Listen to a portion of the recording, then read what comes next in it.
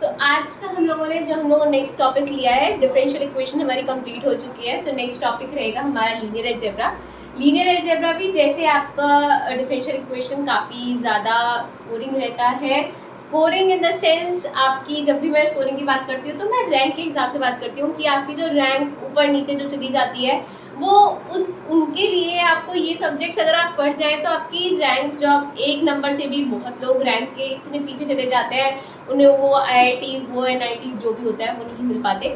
तो ये सब्जेक्ट्स अगर आप अच्छे से करोगे तो आपकी रैंक फिर डिफर कर जाएगी और आपको अपने हिसाब का IIT मिल सकता है। तो बेटर है कि आप इन सब्जेक्ट्स को अच्छे से करें जो स्कोरिंग है, जैसे कि differential equation that was very scoring. आपने उसमें देखा आपके ME में CE के AE के C, मतलब जितने भी सिविल इंजीनियर है और आपके मैकेनिकल इंजीनियर जितने भी पेपर्स हैं उसमें आपने देखा कि काफ़ी सारे डिफरेंशियल इक्वेशन के क्वेश्चन आए हुए थे। जैसे जैसे हम लोगों ने पढ़े, जो टॉपिक्स पढ़े उससे रिलेटेड सारे क्वेश्चन मैंने कवर करा दिए थे। ऐसे ही हम लीनियर अलजेब्रा का भी स्टार्ट ऐसे ही करेंगे कि जितना भी है आपको पहले सारी प्रॉपर्टीज़ या क्या होती हैं वो सब बता कर इनकी प्रीवियस ईयर क्वेश्चन हम लोग डिस्कस करेंगे। तो आप इस टॉपिक को अच्छे से पढ़िए, जैसे आपने डिफरेंशियल इक्वेशन पढ़ा था वैसे ही लीनियर अलजेब्रा भी है। बहुत इजी है, सिर्फ कुछ कुछ चीज़ें पता हो हमें तो हम आराम से लीनियर अलजेब्रा में भी स्कोर कर सकते हैं। तो सबसे पहली जो हमारी डेफिनेशन है वो मैट्रिक्स की है। मैट्रिक्स हम लोग नॉर्मली अपनी 12th क्लास में पढ़कर आए हैं, वही है सब कुछ चीज़। बस जब हम लोग मैट्रिक्स, वहाँ पर हम लोगों ने सिंपल मैट्रिक्स पढ़ी थी, एडिशन ऑफ मैट्रिक्स क्या होता है, मल्टीप्लिकेशन क्या होता है, डिटर्मिनेंट्स, ये सब चीज़ें हम लोगों ने निकालनी सीखी थी।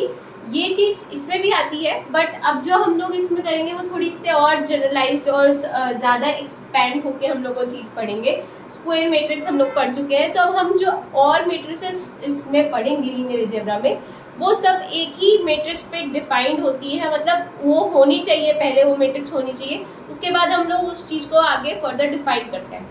तो वहाँ जाने से पहले हम सबसे पहले छोटी सी डेफिनेशन पे आते हैं जो कि होती है मैट्रिक्स। मैट्रिक्स क्या होती है?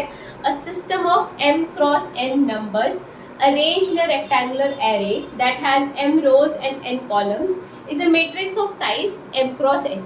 तो मैट्रिक्स क्या होती है? आपके पास कुछ भी नंबर्स दे रखे हो, जैसे कि 1 क्रॉस 2 है, ठीक है, तो आपने कुछ भी नंबर्स दे रखे हो 1 2 3 4, मतलब ये तो मैंने एक सेट ले लिया, ऐसे तो नहीं दे रखे होते। आपको नॉर्मल एक नंबर्स दे रखे होते हैं और आपको अरेंज करना होता है उन्हें एक एरे में, रेक्टेंगुलर एरे में। क्योंकि अभी रेक्टेंगुलर हम लोग कब बात करते हैं, जब अभी हमें कुछ नहीं पता m कितना है n कितना है, वो अलग भी हो सकता है, वो सेम भी हो सकता है। तो जब हम लोग m क्रॉस n पे बात कर रहे हैं और बता नहीं रहे कि m n के इक्वल नहीं है, तो it will be an rectangular array और रेक्टेंगुलर मैट्रिक्स ही इससे बनती है। तो आपने कुछ भी, आपने 1 क्रॉस 2 की ली, मतलब आपके पास 1 क्रॉस 2 का मतलब क्या होता है, जो पहला वाला होता है वो रो को डिफाइन करता है और जो दूसरे क्रॉस के बाद लिखा जाता है वो आपका कॉलम को डिफाइन करता है। तो मतलब ये कह रहा है कि आपके पास एक रो की और 2 कॉलम्स होंगे। अब सबसे पहले हम देखते हैं रोज कौन सी होती है, इसमें बड़ी कंफ्यूजन होती है। रोज होती है जो हॉरिजॉन्टली आपको लिखी जाए वो होती है रोज, और जो वर्टिकली करी जाए वो होती है कॉलम्स। तो मतलब वो ये क्या कह रहा है कि इसकी एक रो है 2 कॉलम है, मतलब एक हॉरिजॉन्टल लाइन है इसकी ऐसे और 2 वर्टिकल लाइन है क्योंकि 2 कॉलम्स हैं, तो ये इस तरह से, ठीक है। अब क्या मतलब किस तरह से हो गया, मतलब ये अगर इस तरह से हो जाएगा, कोई 1 और 2, कोई 2 एलिमेंट थे, उनको हम लोगों ने 1 क्रॉस 2 में आपने दिया, वो आपका उसे एक एरे में हम लोगों ने बंद कर दिया और यही होगी हमारी मैट्रिक्स जिसका साइज है 1 क्रॉस 2। अब ये 1 क्रॉस 2 ये मत समझना, 1 क्रॉस 2 का मतलब बता दिया मैंने। एक रो होनी चाहिए तो एक ही रो है, आप चाहे देख लो खींच के लाइन, हॉरिजॉन्टली एक ही आ रही है, और 2 कॉलम होनी चाहिए तो वर्टिकली 2 कॉलम होनी चाहिए, तो एक ये आ रहा है और एक ये आ रहा है, तो हमारा मतलब ये ठीक है, ठीक है। और अब आते हैं साइज पे। तो साइज जो होता है वो आपका किसी भी उसका हो सकता है, मतलब जैसे कि 3 क्रॉस 2 साइज है, 4 क्रॉस 4 भी साइज है। अब साइज और एक चीज़ होती है ऑर्डर, उसमें क्या डिफरेंस होता है, जो ऑर्डर होता है वो आपका सिर्फ स्क्वायर मैट्रिक्स के लिए डिफाइंड होता है। जैसे कि स्क्वायर मैट्रिक्स का मतलब क्या हो जाता है, रेक्टेंगुलर का मतलब होता है साइज कुछ भी हो, m और n अनइक्वल हो। स्क्वायर में क्या होता है, m और n इक्वल होने चाहिए, मतलब आपका n क्रॉस n टाइप की जो मैट्रिक्स होती है वो आपकी स्क्वायर मैट्रिक्स होती है। Like 1 cross 1 is a square matrix, 2 cross 2 is a square matrix, 3 cross 3 is a square matrix, so on. n जब इक्वल हो जाए, m और n इक्वल हो जाए, तब आपकी वो स्क्वायर मैट्रिक्स होती है।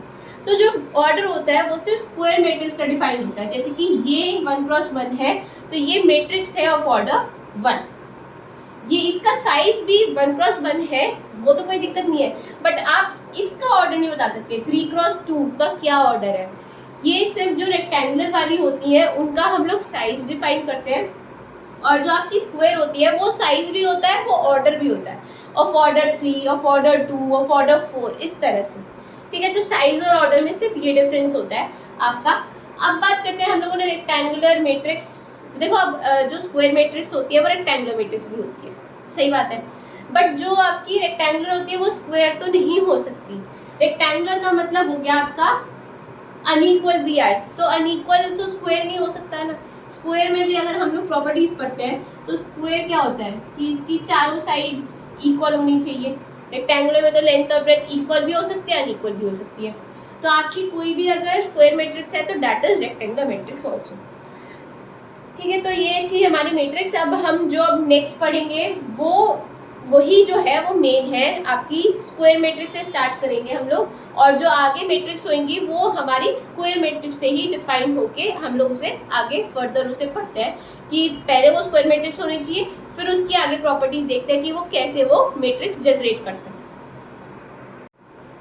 तो अब है ये स्पेशल टाइप ऑफ मैट्रिक्स जो अब हम सारी पढ़ेंगे मैट्रिक्स, वो एक तरह से अलग अलग तरह की मैट्रिक्स होती हैं और सब एक ही से मैंने बताया पहले स्क्वायर मैट्रिक्स होनी चाहिए, फिर हम आगे फर्दर उन्हें डिफाइन करते हैं। पहले स्क्वायर मैट्रिक्स क्या होते हैं वो मैंने अपने पहले वाले उसमें ही बता दिया, बट एक नॉर्मल सा एक और हम लोग डेफिनेशन देख लेते हैं कि नंबर ऑफ रोज अगर नंबर ऑफ कॉलम्स के इक्वल हो जाए then it is a square matrix. तो आपकी कोई भी अगर n क्रॉस n है, ठीक है, ये आपकी स्क्वायर मैट्रिक्स है जहाँ पर रोज और कॉलम्स इक्वल हो। तो ये 1 1 हो सकता है, 2 क्रॉस 2 हो सकता है, 3 क्रॉस 3 हो सकता है, कुछ भी हो सकता है। इन जनरल हमने कह दिया वो n क्रॉस n होगा।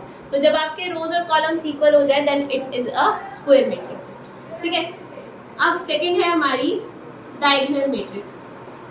वैसे तो हमारे पास और भी मैट्रिक्स आती है, बट हम लोग पहले डायगोनल मैट्रिक्स समझ लेते हैं। ये एक डायगोनल मैट्रिक्स जो होती है वो पहले मैंने बताया स्क्वायर मैट्रिक्स होनी चाहिए। तो सबसे पहले अ स्क्वायर मैट्रिक्स, SQ से मैं डिनोट करूँगी अब से स्क्वायर मैट्रिक्स के लिए, स्क्वायर बताने के लिए SQ से। तो हम सबसे पहले बताएंगे कि पहले वो एक स्क्वायर मैट्रिक्स होनी चाहिए, उसके बाद हम लोग इसको डिफाइन करते हैं। तो डिफाइन क्या होती है ये कि स्क्वायर मैट्रिक्स इन विच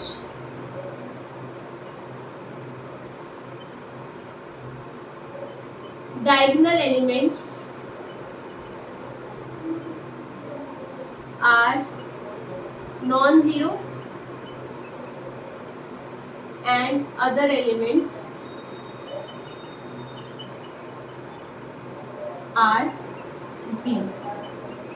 डायगोनल मैट्रिक्स क्या होती है? ऐसी स्क्वायर मैट्रिक्स जिसके डायगोनल एलिमेंट्स, अब बात करते हैं सबसे पहले डायगोनल एलिमेंट्स क्या होता है। अब स्क्वायर मैट्रिक्स है तो हम सबसे छोटी, वैसे तो 1 क्रॉस 1 की होती है, पर 2 क्रॉस 2 में हमें अच्छे से समझ आएगा, तो हमने एक 2 क्रॉस 2 की मैट्रिक्स ले ली। इसका मतलब क्या हुआ, 2 रोज है इसकी और 2 कॉलम्स। वो कह रहा है कि इन विच डायगोनल एलिमेंट्स। अब आप स्क्वायर में डायगोनल इस तरह से बनता है, इस तरह से, ठीक है, ये डायगोनल होता है। तो वो यही कह रहा है कि जो डायगोनल एलिमेंट्स होंगे वो तो नॉन जीरो हों और बाकी सारे जीरो हो जाए। तो अब इसमें वैसे ही 4 एलिमेंट्स तो आएंगे, कुल 2 ऊपर आएंगे 2 नीचे आएंगे। उसमें से वो कह रहा है डायगोनल वाले तो नॉन जीरो, तो हम इसे ले लेते हैं A1 1, ये 0 हो गया, ये 0 और A2 2, ठीक है, ये डायगोनल ही बन रहा है। देखो तो ये चाहे वैसे नॉन जीरो है, जीरो हो भी सकता है, कोई दिक्कत नहीं है, बट बाकी जो होने चाहिए ना डायगोनल के अलावा वो पक्का जीरो होने चाहिए। यहाँ नॉन जीरो और जीरो दोनों कह सकते हैं।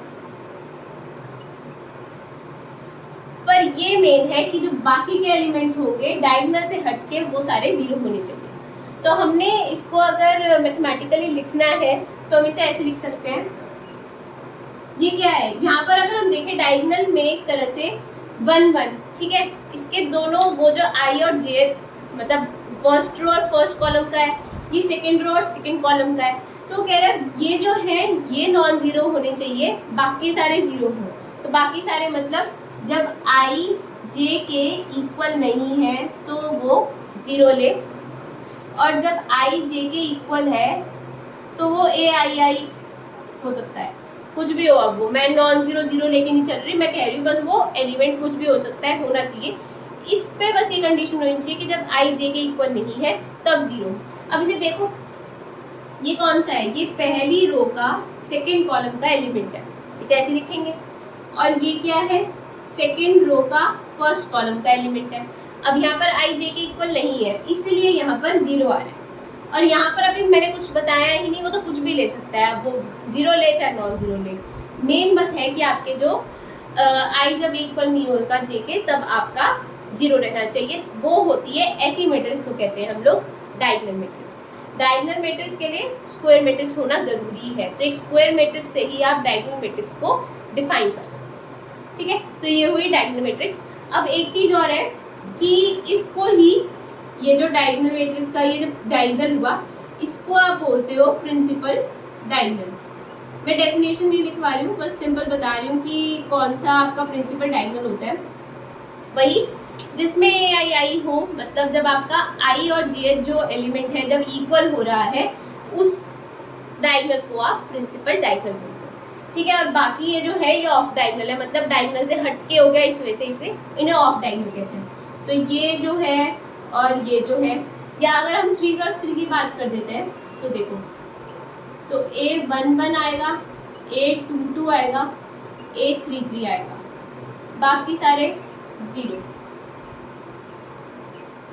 तो ये जो हुए ये सारे आपके ऑफ डायगोनल हो गए, और ये जो हुआ मेन वाला उसे ही हम कहेंगे प्रिंसिपल डायगोनल। ओके, तो हम अपनी तीसरी मैट्रिक्स पे चलते हैं। हमारी थर्ड मैट्रिक्स क्या कहती है, स्केलर मैट्रिक्स। स्केलर मैट्रिक्स क्या होती है, ऐसी स्क्वायर मैट्रिक्स जिसपे सारे डायगोनल एलिमेंट्स इक्वल हो। तो एक स्क्वायर मैट्रिक्स, पहली बात तो डायगोनल एलिमेंट्स आपके इक्वल होने चाहिए, और एक ये जो होनी चाहिए स्केलर मैट्रिक्स, ये डायगोनल मैट्रिक्स ही होनी चाहिए। पहले एक स्क्वायर मैट्रिक्स होनी चाहिए, फिर एक डायगोनल मैट्रिक्स होनी चाहिए, और फिर उसमें डायगोनल एलिमेंट सारे इक्वल हो जाए तो वो होती है स्केलर मैट्रिक्स। मतलब डायगोनल मैट्रिक्स में हमने क्या सीखा था कि आपके जो प्रिंसिपल डायगोनल पे एलिमेंट्स होंगे वो आपके कुछ भी हो सकते हैं, बट बाकी वाले जीरो होने चाहिए जब आपका आई जे के इक्वल नहीं है। यहाँ हम क्या कह रहे हैं, जब आपका आई जे के इक्वल नहीं है तब तो ज़ीरो रहना ही चाहिए, जो आपका ए आई जे है, जो मतलब आपकी एंट्रीज है, ठीक है। और जब आई जे के इक्वल हो जाए तो कुछ भी, कोई भी के, कोई स्केलर कुछ भी हो सकता है, पर जब जब आई जे के इक्वल है तो यही स्केलर आना चाहिए, ठीक है। अब आप ले लो 3x3 की मैट्रिक्स मैंने ये ली है, तो आई जब जे के इक्वल नहीं है तो हमें पता है कि पहले वाले एलिमेंट में तो आई जे के इक्वल होता है, तो के कोई स्केलर ले लिया मैंने 2, ठीक है। अब दूसरा वाला आएगा वो 0, थर्ड 0, क्योंकि आई जे के इक्वल नहीं है।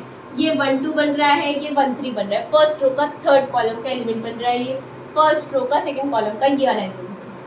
ऐसे ही यहाँ पर भी आपका अनइक्वल आएंगे आई जे, यहाँ इक्वल आएगा तो वो कह रहा है जहाँ इक्वल हो वहाँ पर ये वाला स्केलर, जब हम 2 चला रहे हैं तो 2 ही रहना चाहिए। यहाँ पे अनइक्वल रहेगा 0, यहाँ अनइक्वल रहेगा 0, यहाँ अनइक्वल रहेगा 0, यहाँ इक्वल रहेगा तो 2। तो सबसे पहले कि हम देखेंगे स्क्वायर मैट्रिक्स है, हाँ 3x3 की है, रोज और कॉलम्स इक्वल है, स्क्वायर मैट्रिक्स है। अब डायगोनल मैट्रिक्स है तो डायगोनल मैट्रिक्स भी है, क्योंकि जब आई जे की इक्वल नहीं है तो 0 है डायगोनल मैट्रिक्स में, हमें तो मेन यही चेक करना होता है। अब स्केलर मैट्रिक्स है, मतलब जो आपके डायगोनल एलिमेंट्स हैं वो आपके इक्वल होने चाहिए, तो डायगोनल एलिमेंट्स पे सब पे 2 2 2 ही है, तो इस वजह से ये एक स्केलर मैट्रिक्स है। तो एक एग्जांपल मैंने दे दिया स्केलर मैट्रिक्स का, आप और भी एग्जांपल ले सकते हो, जैसे कि 2 0 0 2, ये एक स्केलर मैट्रिक्स है। 1002, क्या ये एक स्केलर मैट्रिक्स है? नहीं, ये स्केलर मैट्रिक्स नहीं है। तो ये क्या मैट्रिक्स है, हम ये भी बता सकते हैं। अगर स्केलर मैट्रिक्स नहीं है तो ये डायगोनल मैट्रिक्स है। डायगोनल मैट्रिक्स है तो ये तो स्क्वायर मैट्रिक्स भी हुई, ठीक है, बट स्केलर नहीं है, ठीक है। अब देखते हैं क्या, ये बताना 2 0 1 2 0 3, क्या ये मैट्रिक्स स्केलर होगी? ये मैट्रिक्स स्केलर हो ही नहीं सकती। पहली बात तो हम लोग यही कि स्क्वायर मैट्रिक्स ही नहीं है, ये तो रेक्टेंगुलर मैट्रिक्स है। नहीं, जब स्क्वायर मैट्रिक्स ही है तो आगे तो मुझे जाना ही नहीं है कि मैं स्केलर या डायगोनल पे जाऊँ। जब स्क्वायर ही नहीं है तो मैंने पहले ही मना कर दिया कि ये स्केलर नहीं होगी, ठीक है। तो एक एग्जाम्पल हम लोगों ने दे दिया, 3-4 एग्जाम्पल दे दिए जिससे आपको पता चलेगा स्केलर कौन सी है। अगर स्केलर नहीं है तो और कौन सी मैट्रिक्स फॉर्म कर रही है, और ये वाली मैट्रिक्स तो कुछ भी फॉर्म नहीं कर रही, बस एक रेक्टेंगुलर मैट्रिक्स है सिंपल, जिसका आपके पास साइज है 3x2, क्योंकि 3 रोज है, 1 2 3 और 2 कॉलम्स है, ये 1 और 2, तो ये 3x2 की एक रेक्टेंगुलर मैट्रिक्स बन गई।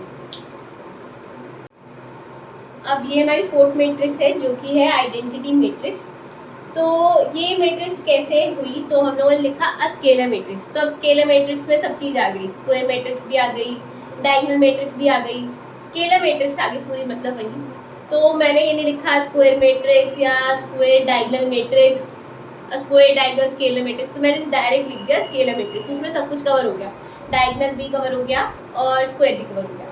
तो ऐसी स्केलर मैट्रिक्स जिसके स्केलर्स आपके 1 के इक्वल हो जाए तो उस मैट्रिक्स को आप आइडेंटिटी मैट्रिक्स कहते हो। अब यहाँ स्केलर में तो आपके कुछ भी स्केलर थे, ठीक है, कुछ भी नॉर्मल हम के लेके चल रहे थे, कुछ भी हो सकता है 2 3 4 5 6 7 8, कुछ भी। पर आइडेंटिटी में क्या होता है, ये जो स्केलर होता है वो 1 ही होना चाहिए, मतलब कि ये के की जगह 1, तो ये एक आइडेंटिटी मैट्रिक्स बन गई। और ऑर्डर 2, क्योंकि 2x2 की मैट्रिक्स है, स्क्वायर है, डायगोनल है, स्केलर भी है, सब कुछ है ये, और ये आइडेंटिटी मैट्रिक्स भी है क्योंकि इसके जो स्केलर है वो 1 है। अगर हमें 3x3 की डिफाइन करनी है तो इट विल बी 1 0 0 0 1 0 0 0 1, ये होगी आपकी 3x3 की आइडेंटिटी मैट्रिक्स, ठीक है। तो ये बहुत ईजी था, और इसे आप यूनिट मैट्रिक्स भी कहते हो। कभी कभी आपको आइडेंटिटी ना दे के यूनिट मैट्रिक्स भी पूछ लेते हैं। यूनिट मैट्रिक्स भी यही होती है जहाँ पर स्केलर 1 हो आपके, और बाकी जो आपके ऑफ डायगोनल में वो सब 0 होनी चाहिए, सिर्फ प्रिंसिपल डायगोनल पे 1 हो तो आपका वो एक आइडेंटिटी मैट्रिक्स कहलाती है। तो ये आज हमारी लास्ट मैट्रिक्स है जिसमें हम बात करेंगे, ये है हमारी नल मैट्रिक्स। नल मतलब खाली, खाली का मतलब समझ आएगा कुछ भी नहीं है। तो ऐसी मैट्रिक्स जिसके सारे एलिमेंट 0 हो जाए वो होती है आपकी नल मैट्रिक्स। अब नल मैट्रिक्स जो होती है वो चाहे रेक्टेंगुलर हो चाहे स्क्वायर हो, कोई दिक्कत नहीं है भाई, सिर्फ एलिमेंट्स 0 ही तो है सारे के सारे। तो इट इज लाइक दिस कि ये 2x1 का भी नल मैट्रिक्स मिल सकता है आपको, नल है, इसमें स्क्वायर की जरूरत नहीं है, कि जरूरी नहीं है स्क्वायर हो, स्क्वायर भी ले सकते हो, रेक्टेंगुलर भी ले सकते हो, कुछ भी ले सकते हो, बस एलिमेंट सारे 0 होने चाहिए, that is called null matrix. ये भी एक नल मैट्रिक्स बनेगी 1x1 की, ये भी एक नल मैट्रिक्स बनेगी 0 0 0, जो कि आपकी 3x1 की। हर तरह की आपकी बस इसमें मेन है कि आपके एलिमेंट्स 0 होने चाहिए सारे के सारे, that is called null matrix. तो आज के लिए बस इतना ही।